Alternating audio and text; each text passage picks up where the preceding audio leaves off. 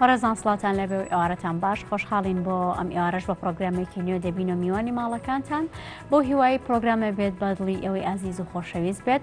خۆشەویستان بۆ ئەم ئێوارەیەش ئێمە میوانداری بەڕێز جەزا شێخانی شاعیرمان کردووە کە ئەمانوێت باز لە بەرهەمەکانی بکەین زانین کاک جەزا خاوەنی چەند بەرهەمە و شاعرەکانیشی لە چی بوارێکدان. کاک جەزا زۆر بەخێر بێت. سڵاو و ڕێز ئێوارەتان باش. ئێوارەی تۆش باش بەخێر بێ سەرچاوانمان. کاک جەزا یەکسەر ئەمە چمە سەر ئەوەی بزانم کاک جەزا خاوەنی چەند بەرهەمە. سڵاو و ڕێز دووبارە ئێوارەتان باش، هیوای سەلامەتی و تەندروستێکی باشتان بۆ خوازم. من جەزا عوسمان ساڵح ناسراوم بە جەزا شێخانی لە 2007ەوە دەستم کردووە بە کاری هونەری و شعرم وەکو ڕەگەزێکی گرنگی ئەدەب هەڵبژاردووە.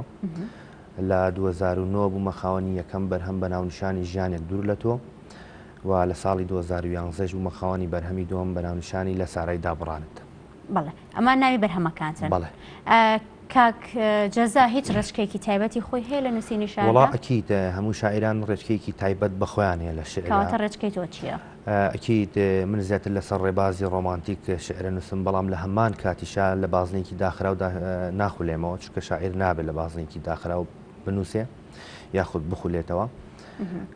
من زیاتر هەمە ڕەنگە نووسم، شعری نیشتیمانی، شعری ئەڤینی و شعری دایک، ئەمانە بەشێکن لە شعرەکانی من. کەواتە کاک جەزا بۆ ئەم ئێوارەیە کام لە شاعرەکانی بۆ ئێمە ئامادە وڵای هەمە ڕەنگە. هەمە ڕەنگە. ئەتەوێت ئێستا پارچێک شارمان پێشکەشکەیت؟ بەڵێ خۆشحاڵم. زۆر سپاس.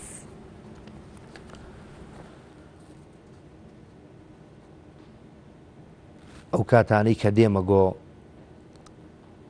خاتوونەکەی ئەم دڵی من، خەیاڵی هیچ کەسێک نام بە جگە لە تۆ،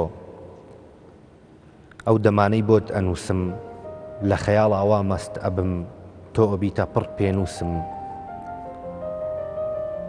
خۆ من نەزانم ئەوێنت لە ئەوێنی هیچ کەس ناچێ، ئەی نەدیوە باڵای عشقت بەشا دەمار ماڕۆ چێ ئاخر کچێ. بەڵێ ئازیز داگیرکەری تۆ هەتا بێ لە خوێنم دادەیت و ئەچی، بەس تێناگەم لە چیە چی. هەناسەکەم ئەی دڵە پڕ لە تاسەکەم، بۆ جارێک بێ دیدەنیم کە خۆ لە لاتە درەسەکەم. قەت ون نابی لێم لا ناچی، تۆ هەتا بێ بەنێو ڕوحی خۆم و شعر ماڕۆچی. ئازیزەکەم ئەی خەیاڵە پڕ دوورەکەم، شەوێک نییە تۆ نەبیتە قسە و باسی نێو ژوورەکەم. فریشتەکەم من هەمیشە دوعا ئەکەم، تۆ خۆشبەختی میوانت بێ، جارجارێک هەستی پڕ قوڵم، ئازیزێکی ژوور سرت بێ. نەشمیلەکەم ئەمە هیوای منە بۆ تۆ، چیت پێخۆشە خوا بداتێ، هەرچی خەم و مەینەتیە لە تۆ دوور بێ و قەت نەتگاتێ. کێشە نییە با پڕخەم بم، ئەوەم ئەوێ کە تۆ شەمبی، چی تێچێ با من مەم بم. نازدارەکەم لێم ون نابی، لە ئەندێشەی یادەکانمە دیت و ئەچی، بەس تێناگەم لە چیەچی.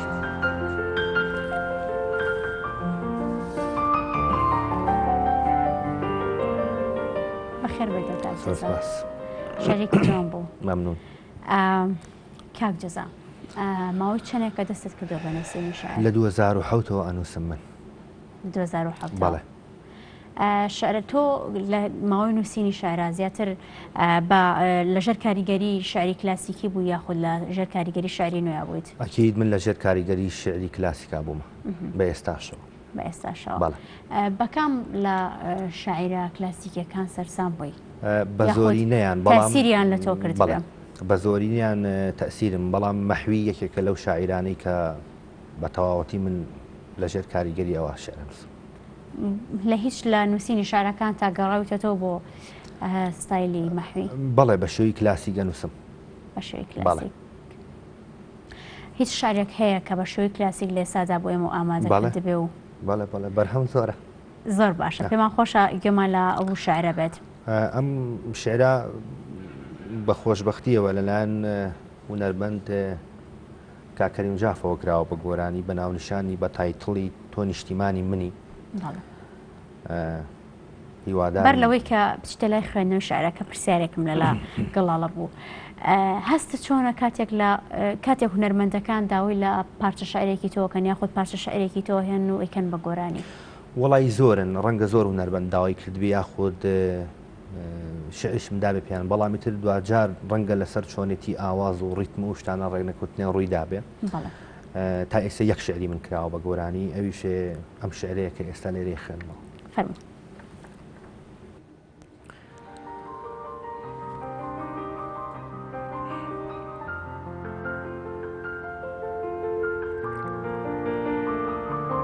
لە لای کێ بیت هەر شیرینی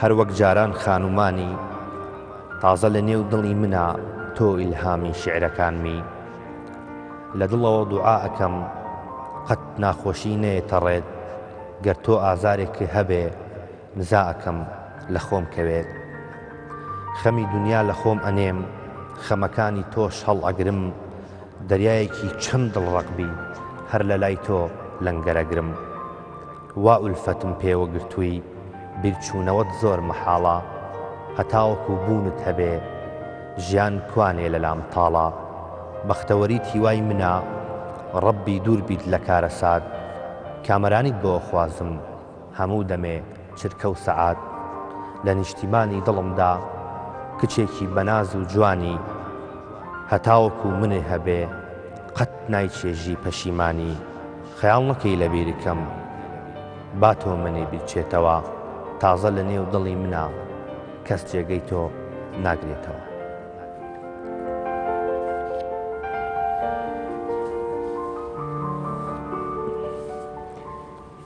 کاک جەزا لە ئێستادا ڕەنگە بۆ خۆشت دوور و نزیک ئاگادار بیت چی لە ڕێی تۆڕە کۆمەڵایەتیەکانەوە بێت چی لەوەی بڵاوکردنەوەی دیوانێک بێت شاعیرمان زۆرە ئایا ئەم زۆری شاعیرە یاخود دەتوانم بڵێم ئەمانە هەموو بە شاعیر حساب بکرێن ئایا زۆری ئەم شاعیرانە کێشە دروست ناکات بۆ ئەدەبیاتی کوردی؟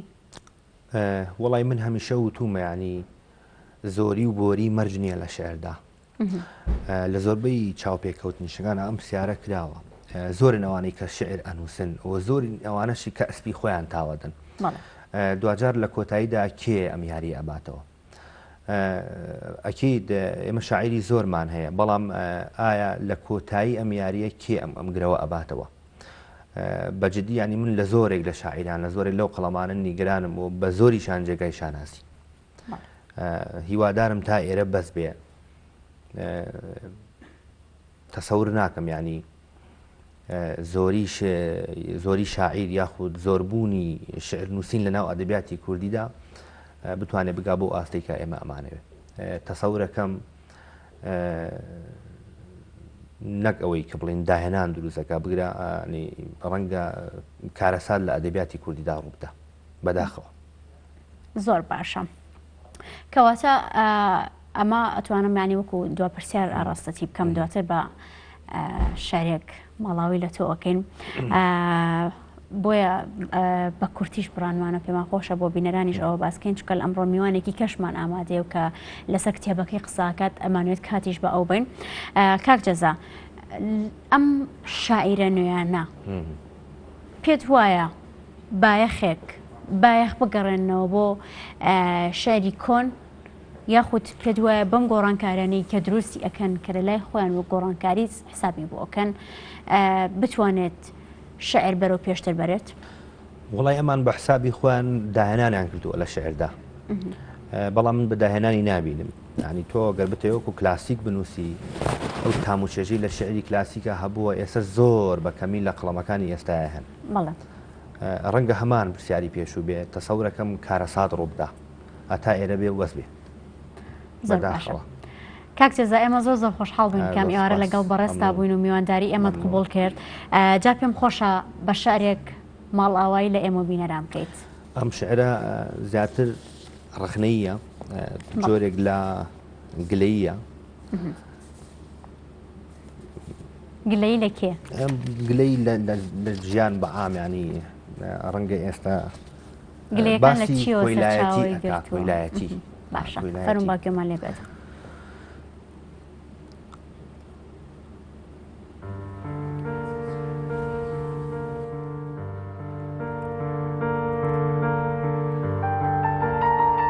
سەردەم سەردەمی سەرسەرێتیە بۆ ئەوەی بژی ئەبێ گەندەڵبی پیاو چاک و زانا بێقەدر ماوە بەڵێ بۆ ژیان ئەبێ بوو دڵبی سەد داخەکەم نەما ڕۆژانی پرسۆز و وەفای یادگاری شرین کێ لەم ژیانە لە خۆی ڕازیە ژیانێک پڕە لە تاڵی و برین بەڵێ سەردەمی کۆیلایەتیە کۆیلەوی قەدرت لەسەر چاوانە بێقەدر ئەوی گەر باسی حەقکەی چونکە باسی حەق ئەمڕۆ تاوانە بەجەستە ماوین ڕوحمان مردووە هەمومان دیلی دەستی ڕۆژگارین مات و مەلولین بێهیوا ماوین بەڵێ بۆ مردن خۆزگە ئەخوازین سەد داخەکەم نەما ڕۆژانی پرسۆز و وەفای یادگاری شرین کێ لەم ژیانە لە خۆی ڕازیە ژیانێک پڕە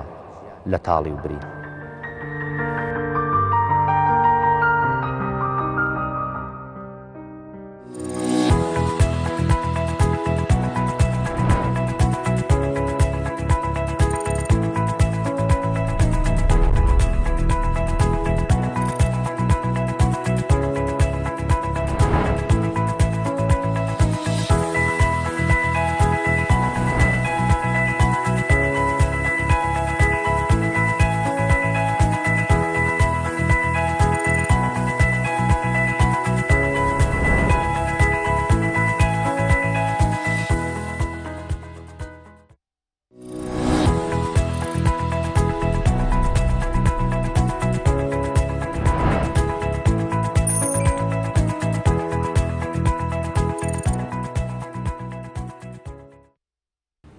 دووبارە سڵاوتان لەبێ خۆشەویستان ئێمە لەگەڵتانە بەردەوامین بەڵام بە میوانێکی دیکەمانەوە کە بەڕێز هەرێم عەبدوڵڵایە ئەم ئێوارە ئەمانە لەسەر کتێبەکەی کاک هەرێم قسە بکەین بە ناوی مامجەلال کۆکەرەوەی دژەکان ڕەنگە ئەم مارشێتە لەسەر کتێبەکەی تاکوڕادەیەک جێگەی پرسیار بێ مەبەستمان لە کۆکردنەوەی دژەکان چییە؟ ئایا دژەکان لە لای کاک هەرێم چی ئەگەینێت و لە لای هەواڵ مامجەلالیش چی بووە ڕۆحی شاد بێ؟ و لەگەڵ ئەوەشدا ئەمانە باز لە ناوەڕۆکی ئەم کتێبە بکەین بزانین ناوەڕۆکی کتێبەکە باز لە چی ئەکات و کاک هەرێمیش لە پێشتردا باسی لەوە کردو کە تەنها نووسین نییە لە ناو ئەم کتێبەدا و ڕەنگە کۆمەڵێک وێنەی لە خۆ گرت بێت کە لێرە و لەوێ کۆی کردبێتەوە. کاک هەرێم زۆر بەخێر بێت. زۆر سپاس بۆ کەناڵی ئاسمانی گەلی کوردستان، زۆر سپاس بۆ بەڕێستان، زۆر سپاس بۆ میواندارەکەتان، خۆشحاڵ بووین ئەم میوارەی لەگەڵ بەڕێستان نبووین. ئێمە خۆشحاڵتر بووین کاگەرێم زۆر زۆر بەخێر بێت. ئەمەوێت ئەم ماشێتەمان بۆ ڕوونکەیتەوە مامجەلال کۆکەرەوەی دژەکان مەبەستت لە چییە لە کۆکردنەوەی دژەکان؟ مامجەلال کۆکەرەوەی دژەکان واتە مامجەلال کۆکەرەوەی شیعە و سوننە لە عێراقا، کۆکەرەوەی لایەنە سیاسەکانی کوردستان پێکەوە دوور لە ئاڵۆزی هەمیشە لە دەرگای گفتوگۆی کراوە بووە لە کۆبوونەوەیەکە بەدە دەقا چارەگێک کۆبوونەوەیەکی کرد هەموو دژەکانی ئاشتە کردەوە هەموو دژەکانی ڕێکە خست واتە مامجەلال کۆکەرەوەی دژەکان واتای ئەوەیە لە هەر شوێنێک بۆ ئاشتی بەرقەرار کرد. بەڵێ مامجەلال لە هەر خۆی ناوی بە ئاشتی دەرکرد بوو ئاشتی خواز بوو. بەڵێ کاک هەرێم ئەمە بۆ جاری سێمە کتێبی مامجەلال کۆکەرەوەی دژەکان بە چاپە گەیەندرێتەوە. بۆچی بۆ جاری سێم چاپت کردەوە؟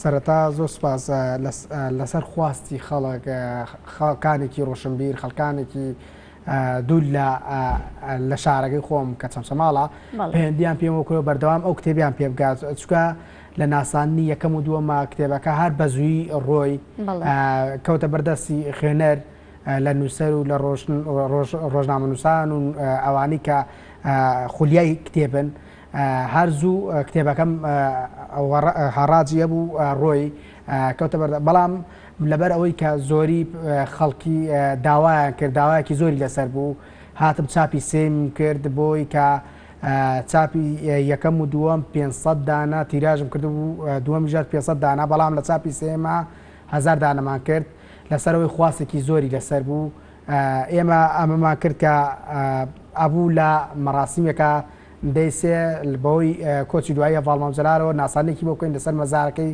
بەڵامی تر بەهۆی ڕووداوێکی منەوە کە بەندە تووشی ڕوودا بوو تاخیر بوو زۆر سپاس بڕیارە ئینشەڵا هەفتەیاندا ڕۆژی دووشەمە ناسانێکی بۆ بکەین لە ئەمن و سوورەکە. باشە بۆ هیوای کە بینەرانمان گویستی ئەوە ببێتن کە ڕۆژی دووشەمە دوای باسیەکەینەوە کە ناسانی بۆکرێتەوە دووبارە ئەفو بڵاوکرێتەوە. کاک هەرێم ئەگەر باسێکی کتێبەکەمان بۆ بکەی باسی چاپی سێممان بۆ بکەی ئایا چاپی سێم هیچ جیاوازێکی هەیە لەگەڵ چاپی یەکەم و دووەمە؟ بەڵێ جیاوازی هەیە جیاوازی لە کۆمەڵی وتاری زیادکراو کە لەوەیە لە یەکەم و دووەمیشە ئەو تارانیتیانە بۆ زیاد کراوە کۆمەڵی وێنەی نەبیررا و کەمبینراویش داخل کردووە ئەویش جیاوازێترە کە زیادمان کردووە بۆ ئەوەی کە زیاتر خەڵک ئاشنایی هەم وێنە هەم وتارە نوێیەکان بن گۆڕانکاری زۆرم تیا کردو بەڵێ زۆر باشە بەرەوەی کە بچینە باز لە ناوڕۆکی کتێبەکە بکەینەوە بزانین ئەو وتارانە چیان نەخۆ گرتووە هەر کە کتێبەکەکەیتەوە وتارێک سەرنج ڕاکێشە ئەویش وتاری بەڕێز قوبا تاڵەبانیە کە بە ناونیشانی ئاخ باوکە گیان گەر باسێکی وتارەمان بۆ بکەین لە ساڵیادی هەڤاڵ مامجەلالە بوو لە دوم ساڵی یادی وفاتی هەڤاڵ مامجەلالە بوو ئەم وتارەی نووسی منیش وتارەکەم خوێنەوە وتارێکی چۆنڵێ زۆر حەزین و زۆر خەمناکی پێوە دیار بوو ویستم ئەو وتارێکی جوانە وتارێکە کە هەر بە ماشێتەکەی دیارە کە وتارێکە ناخی هەمومان هەژێنێک دوای کۆچی بەڵێ منیش ئەم وتارەم داخل کرد کە وتاری بەڕێز کاقوبادا بۆی کە ئەوانەی کە ئەو وتاریان نەبینیوە لەم کتێبەیە وتارەکەی بەڕێز قوبا تاڵەبانیش بەرچاوکەوی و بخوێنرێتەوە. زۆر باشە یەکێکی دیکە لە ناونیشانەکان گەر سەرنج بیت نووسراوە مامجەلال هەمیشە زیندووە. بەڵێ بەس لەمە چییە؟ مامجەلال هەمیشە بە زیندویە مینێتەوە بۆ یادەوەریانەی بۆ ئاشتی خوازی کە بۆ نمونە لە نێوان میلەتەکەمان نەکردوێتی بە ئێستاش بە زیندوی ماوەتەوە لە نێوانمانە هەمومان هەمیشە ئەو ماوەتووە کە دوای مامجەلال کوردستان بە ئاقارێترا ڕۆی عێراق بە ئاقارێترا ڕۆی ئێمە وامان کردکە بۆ نمونە مامجەلال هەمیشە زیندووە لامان هەمیشە چۆنەڵێ ڕۆحی لای ئێمەیە ئەو پەیامە جوانانەی کە هەی بووە هەمیشە وتێتی وەکو برا پێکەوە بژین هەمیشە دەست لە ناو دەست یەک بین واتە مامجەلال هەمیشە زیندوویەکی ناو دڵمانە بێگومان کۆمەڵێک ڕێچکە و بەرنامەی هەبووە کە ئەتوانینەوە لە دوایینەوە ئێمە سوودی لێ ببینین و لەسەر ئەو ڕێچکەیە بەردەوام بین دەستخۆش کاک هەرێم جا بە باسی ناوەڕۆکی کتێبەکە بکەین بزانی ناوڕۆکی کتێبەکە چی لە خۆگرێ باز لە چیەکات کۆمەڵێ وتاری نووسەرانە کۆمکردێتەوە کە لە سەردەمی مردنی هەڤاڵ مامجەلالە کۆمەڵێ نووسەری قەڵەمبەدەست هاتن جگەل لە لایەنی کە خۆی هەڤاڵ مامجەلال حیزبێکی دیموکراسی هەبوو کە یەکێتی نیشتیمانی بوو جگەلەوە لایەنە سیاسەکانی تریش حیزبەکان لایەنەکانی تر هاتن لە ساتەوەختی مردنیە وتاریان بۆ هەڤاڵ مامجەلال نووسی ویستم ئەم وتارانەی کە بۆ نمونە بۆ هەڤاڵ مامجەلال نووسراوە لە تۆڕە کۆمەڵاتەکان لە سایتەکان ئەمانە ویستم نەفۆتیە تۆ ئێستا بچی بگەڕێی ئەو تارانی کە لەوێ ناومە یاخود لە دەستی وەرم گردووە بڕۆ ئێستا لەوێ نەمابێ بەڵام ئەم کتێبە کە کۆمان کردێتەوە کە لەم کتێبیات جێمان کردێتەوە ئەمە وەکو مێژووە مێنێتەوە ئەو تارانی مامجەلە کە هەمیشە بۆ نمونە لە شوێنەکانە لە شاغ لە دەرەوەی وڵات مامجەلال چی کردووە چی مێژوویەکی کردووە هەمووی لەو کتێبیای وەکو مێژوو ئەمێنێتەوە. بەڵێ لە کۆتایی بەرگی کتێبەکەشە نازانم وتارە یاخود بڵێ وتەیەکی هەڤاڵ مامجەلالە کە ئەڵێت گەورەی ئێمە ئەوە نییە کە هەرگیز نەکەوین بەڵکو هەڵسانەوەیە هەر کاتێک کە دەکەوین. بەڵێ مامجەلال هەمیشە بۆ نمونە زۆر کەسانی ئاسایی بۆ نمونە شتێکی لێ بەسەر دێ لەوەیە ئیتر بڵێ تەواو کەوتم و ناتوانم هەستمەوە ناتوانم ئەوەی کە کردومە دووبارە دەست پێ بکەمەوە مامجەلال هەمیشە خۆی بەهۆ زایکە بۆ نمونە قەت نییە بۆ بڵی کەوتم و تەواو کۆتایی هاتەمە ئیشەکەم جێبەجێ نابێنە مامجلال ئەمەی کردێتە ڕەمزێک بۆ ئەوەی کە بۆ نمونە قەت چۆن ناومێت نەبی لە ژیان قەت ناومێت نەبی لەوەی کە بۆ نمونە تۆ لە ئیشەکە دەستی پێوادەی سەر ناگرێ بڵی تەواو کۆتایی ئەو شەیە مامجلال ئەم وتەی بۆ ئەوە نووسیوە. بەڵێ لەناو ئەم کتێبەدا زیاتر لە 200 وتاری تێدایە.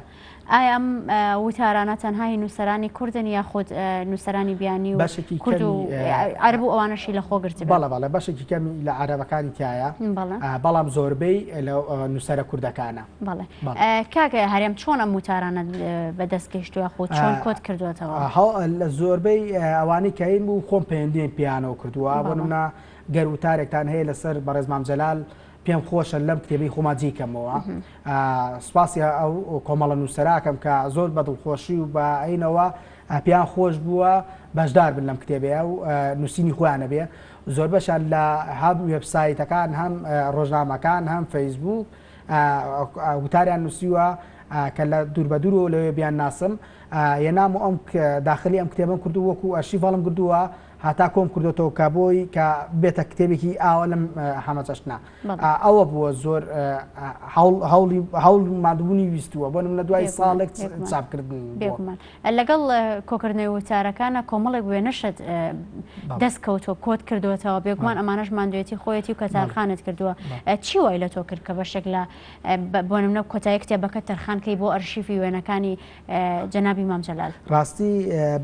ئەو بەشی کە وێنێ داخلم کردووە پێشەوەی کە دەست دەم ئەم کتێبە چۆنەڕێ ئەوە بە مێشکمات کە پێشانگایەکی تایبەتی بۆ هەڤاڵ مامجەلالکەمەوە کە لە سەرەتای مردنیە باڵمانجەلا بەڵام دواتر گۆڕیتم بیرۆکەکەم گۆڕی بەم نووسینانەی دواتر هەو وێنانشم هەر نەمویست بفۆتێ وێنەکانشم داخل کرد بەڵێ ئێتر زۆر سپاسی کاک ئاوات هینەکەم ئاوات کۆکەی یەکەم کە وەکو کورسانی نوێ سپاسی کورسانی نوێشەکەم کە کۆمەڵی وێنەی نەبینراوی هەڤاڵ مامجەلایی بۆم ناردووە خۆم بەشێکم لە شوێنەکان وەرگردووە لە فەیسبوک لە گۆگڵ ئەمانە گەڕاوم بەشێکی زۆرم وەرگردو کە کۆمەڵێکی تیا نەبینرا و کۆمەڵێک تا کە میرا و بینراویشە ویستومە ئەو مێژوانی کە مامجەلال بۆ لەگەڵ سەرکردەکانە دانیشتووە چۆتە وڵاتەکان میوانداری کردووە هەمووی مێنا و داخلی ئەم کتێبم کردووە. بەڵێ بەدەر لەوەش پێوان خۆشە باسی ئەوەشکەین کە پێشانگایەکی شت کردو سێ پێشانگات کردەوە کە وێنەکانیشی خۆت بوون خۆت چەکانوتە ئایا کاکەرێم خولیای کۆکردنەوەی وێنەکان و ئەو وێنانی هەیە کە ئێوێت بۆ هەمیشە بمێنێتەوە وەکو ئەرشیڤ؟ باڵێ من زۆربەی ئەو پێشنگانی کردومەتەوە هەمووی خزمەت بۆ بە کەسوکاری شەید و ئەنفال پێشانگاکانیشم هەر بریتیر بووە لەوە بۆ نمنا سێ پێشانگا کردەوە هەمووی بۆ کەسوکاری شەید و ئەنفال بووە و پێشانگایەکشم کردەوە پێشکەشی مۆنەمێنتی ئەنفالم کرد وێنەکان کە بۆ کەسوکاری ئەنفال بووە دوو پێشانگاشم بۆ کەسوکاری شەڕی داعش کردوێتەوە. بەڵێ دەستە خۆش بێ کاکەرێم بێگومان ئەمانە هەمووی سەرکەوتنی تۆن کە وەک هەمووەکو ڕۆژنامەنووسێک بیرمان چوو کە باسی بکەین وەکو ڕۆژنامەنووسێکی چالاک کارت کردووە هەموو کۆی کە نووسەرێکی باش بوویوە لەگەڵ ئەوەشە ئەتوانین بڵێن فۆتۆگرافەرێکی باشی بوویتەوە کە کۆکردنەوەی پاڵنەری فۆتۆگرافەرەکەم ڕۆژنامەنووسەکەم بووە تۆ لە پاڵ هەر کارێکی ڕۆژنامەنووسیدا دێی وێناگری کە وێنەشەگری زۆر جار وێنەی سەرسوڕمان دێتە بەردەست و دێتە ناو شاشەی مۆبایل و کامیرەکەتەوە ئەمە کۆمەڵێ بووە کە من پاڵنەری ئەوە بووە کە من ئەو خزمەتەشکەم کە فۆتۆگرافەریە پێشانگاشی پێوە بکەمەوە. زۆر باشەکەواتە زۆر بە کورتی پێمان بڵێ پلانی داهاتووی کاکهەرێم چییە و لەگەڵ ئەوەشدا دووبارە پێمان بڵێرەوە کەی ئەم کتێبە بڵاوەکرێتەوە و لە کوێش بڵاوەکرێتەوە؟ پلانی داهاتووم ئینشەڵا کتێبێکی ترە کە کەساتێکی شاری چەمچەماڵە پلانم بۆیە و سواسی کە سوکارەکە یەکەم کە خۆی لە ژیانە نەماوە و کەساتێکی قسە خۆش بووە وا بڕیارە ئەو بکەمە و کتێبە بگەمە چاپ و لەگەڵەوەشە بۆ کتێبەش ڕۆژی دووشەممە کاتژمێر 3 لە ئەمنە سوورەکە ناسانی ڕۆژی دووشەممە کاتژمێر دووشەممە کاتژمێر 3 ناسانی کتێبەکە زۆر سپاس بۆ بەڕێز کاک هەرێم عەبدوڵڵا سپاس بۆ ئامادەبوونت هیوای سەرکەوتنە بۆ خوازین و دووبارە بەخێر بێی سەر چاوانمان زۆر سپاس وا زۆر سپاس بۆ ئێوەش کاتاکوێ سابینەرمان بوون هەتاکوی ئارێکی دیکە ئاسوودە بن.